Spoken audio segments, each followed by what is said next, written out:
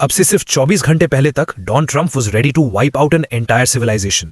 Iran के बाहर 21 fighter jets ready थे, ब्रिजेस और power plant as a target lock थे। तैयारी थी रिजीम चेंज करके ईरान को जीतने की।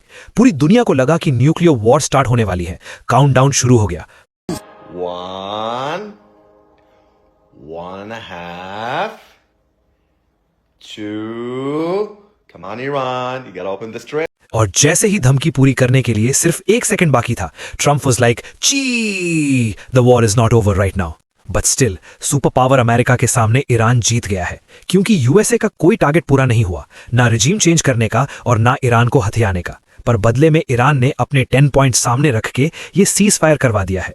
इन 10 पॉइंट्स में मेजर बात यह है कि ईरान पर अब कोई अटैक नहीं होगा, एंड इसके साथ साथ ईरान के प्रॉक्सीज जैसे लेबनान पर भी कोई हमला नहीं होगा। तीसरा ये कि ईरान को वॉर के डैमेज का पूरा कंपनसेशन दिया जाएगा। चौथा ये कि यूएस के द्वारा फ्रीज किया ईरानियन फंड रिलीज किया जाएगा। अगर ये पॉइंट्स मानोगे तो ही स्टेट ऑफ हॉर्मुज खुलेगा, जो कि मान लिया गया है। एंड फाइनली 2 हफ्ते का सीज फायर इंपोज हो गया है। ऐसे तो भारत के लिए एक अच्छी बात है, हमारा सेंसेक्स भी आज 2.5% उठा, ऑयल का प्राइस भी कम हुआ एंड अब रुपीज भी बैलेंस होगा। पर इंडिया के लिए यहां खराब बात यह रही कि ये पूरा सीज फायर पाकिस्तान ने मीडिएट किया है। अब अगर आप इंडियन मीडिया के पास जाके ये न्यूज़ देखोगे तो वो पाकिस्तान को दलाल बुलाएंगे एंड रोस्टिंग करने लगेंगे। पर राइट नाउ आपके लिए जरूरी है मौके की सीरियसनेस समझना, जो कि आपको सिर्फ हम बताएंगे। पहले तो समझो कि हमेशा की तरह खुद को मीडिएटर सिर्फ पाकिस्तान नहीं बता रहा।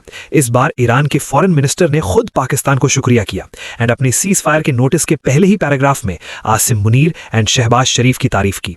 प्लस अब जो मीडिएशन की बात होनी है वो 10 अप्रैल को पाकिस्तान के कैपिटल इस्लामाबाद में होगी। आप समझो कि ये काम इंडिया भी कर सकता था।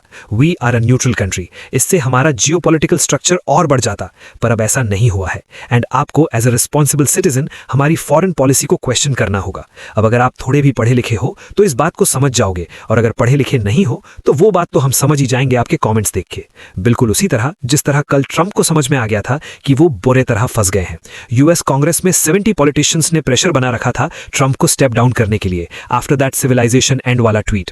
ईरानियंस जिस तरह आगे आके ह्यूमन चेन बना रहे, ट्रंप के पास अटैक करने के लिए कोई ऑप्शन ही नहीं बचा था। एंड तुम मानो ना मानो, ट्रंप को यहां झुकना पड़ा है। पर इजराइल अभी भी कह रहा है कि लेबनान पर अटैक जारी रहेगा and north Korea is like, स्वागत नहीं करोगे हमारा?